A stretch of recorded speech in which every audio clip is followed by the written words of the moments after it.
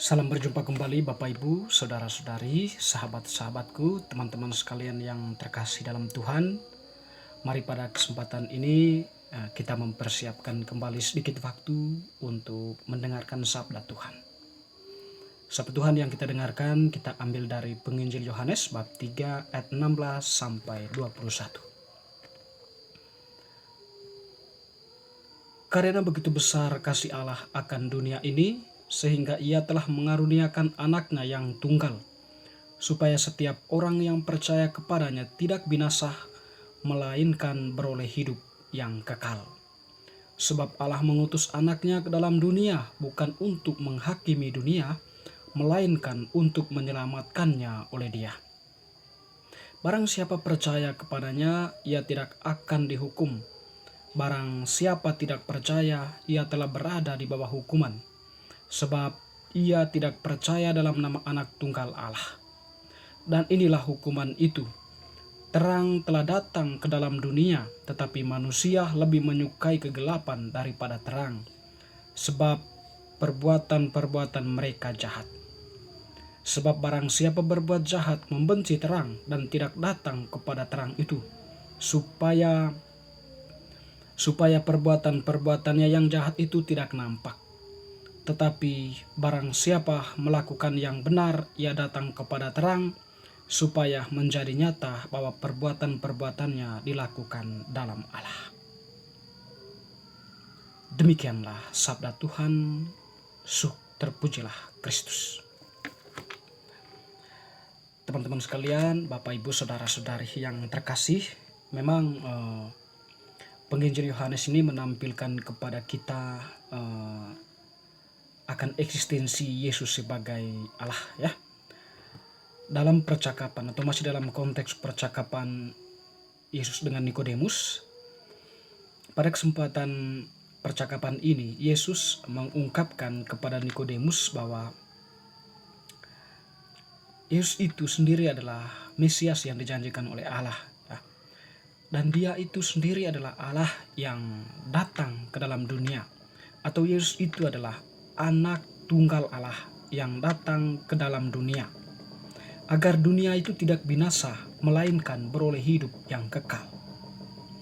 Dan tentunya untuk memperoleh hidup yang kekal ini, dikatakan oleh penginjil Yohanes, syaratnya adalah percaya kepada Dia yang datang itu. Tentu dalam hal percaya ini, yang ditekankan dalam hal ini adalah manusia diarahkan kepada pola pikir atau kepada tindakan-tindakan yang memang digariskan atau dikehendaki oleh Allah. Sehingga tadi penginjil Yohanes mengatakan bahwa setiap orang yang percaya itu adalah orang yang datang kepada terang. Dan mereka yang datang kepada terang itu mempunyai keinginan bahwa perbuatan-perbuatan yang mereka lakukan itu dalam Allah. Nah, atau singkat katanya teman-teman, Bapak Ibu saudara-saudari, bahwa penginjil Yohanes ini menampilkan kepada kita akan sebuah tujuan dari kedatangan Yesus ke dalam dunia. Jadi inti persoalan percakapan Yohanes dengan Nikodemus itu adalah hidup kekal, memperoleh hidup yang kekal. Manusia yang telah jatuh ke dalam dosa tidak dapat menyelamatkan dirinya sendiri selain Allah. Dan oleh karena itulah maka Allah Putra atau Yesus Kristus itu datang ke dalam dunia untuk menyelamatkan manusia. Atau boleh kita katakan bahwa Yesus itu menjadikan dirinya dalam arti tertentu, dalam tanda kutip, sebagai pengantara antara manusia dengan Bapa. Nah, tentu ketika Yesus datang ke dalam dunia, Dia datang sebagai pembawa kebenaran. Atau dikatakan juga tadi, Dia datang sebagai terang. Dengan demikian, kebenaran yang diwartakan oleh Yesus dalam dunia itu sebenarnya jalan menuju kita kepada kehidupan yang kekal. Atau kembalinya kita, atau kebenaran itu mengembalikan kita dari dosa itu kepada kebenaran atau kepada kemuliaan, kesucian hidup kita sebagai manusia. Nah, tentu di sini orang-orang percaya itu menjadi poin penting. Jadi orang-orang percaya tentu akan mencintai kebenaran itu. Nah, dia akan datang kepada kebenaran itu, lalu kemudian dia tentunya berusaha untuk memahami kebenaran itu dan berusaha juga untuk melakukannya di dalam kehidupan. Atau boleh kita katakan tadi, orang yang percaya itu adalah orang yang datang kepada terang. Dan dia yang datang kepada terang adalah orang yang ingin agar perbuatan-perbuatannya itu dilakukan oleh Allah. Atau singkatnya Bapak, orang yang percaya kepada Yesus itu adalah orang yang mencintai kebenaran, orang yang mencintai Allah.